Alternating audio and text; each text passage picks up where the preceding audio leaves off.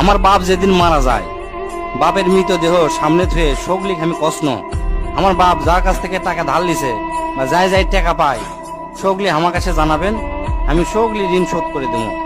এই কথা শোনার সাথে সাথে আমার বোন হাত ঝাঁকিতে হলো, ভাই তুই শোধ করবো কেঙ্গা করে? তুই তো আজ 5 বছর ধরে চাকরি নাই, বেকার থাকে এতগুলো টাকা তুই কেঙ্গা করে শোধ করবো? বুনকে আমি আস্তে আস্তে অভয় দিয়ে কোনো চিন্তা করিস না বোন, বাপের সব ঋণ আমি শোধ করে দেবো, 1 টাকাও ব্যাংকে থমো না। পরের দিন সকালে ঘুমোর থেকে উঠতে না উঠতেই দরজা খুলে দেখি বারান্দার 4-5 জন লোক বসে আছে, পাওনাদার। দেখে আমার গাও ঘামে উঠলো। অকেরে কি কমো, আমার মুখের ভাষা আসলো না। রাতটা ঠিক মতো পার হবার দেয়নি, আসে হাজির।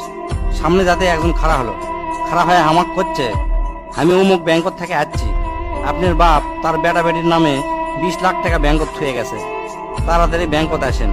বাদ বাকি 4-5 জন যারা আছে তারা শোকলি করছে আমাকে সমিতিতে আপনার বাপ 20 টাকা করে জমা করেছিল, আরেকজন করছে 50 টাকা করে জমা করেছিল, আরেকজন করছে 100 টাকা করে জমা করেছিল।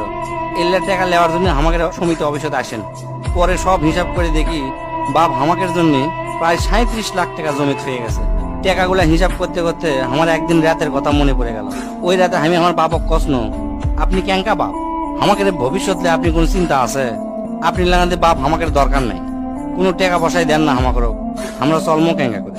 বাপ তখন মুস্কি হাসে কষলো, আমি আমার সাধ্য মতোই চেষ্টা করেছি, সময় হলে সব বুঝবার পারবো। সেই দিন ওই বাপের মুস্কি হাসে আমি বুঝবার পারিনি। সেই দিন রাত ঠিকই আছে, কিন্তু বাপটা আমার নাই। মাঝে মাঝে রাতের বেলা আকাশের দিকে তাকে কই, বাবা আজ পর্যন্ত তোমাকে বুঝতে পারলাম না, তোমার উপর খালি রাগই করে গেছি, কিন্তু তোমাকে জোরে ধরে কোনোদিন আই লাভ ইউ করতে পারলাম না।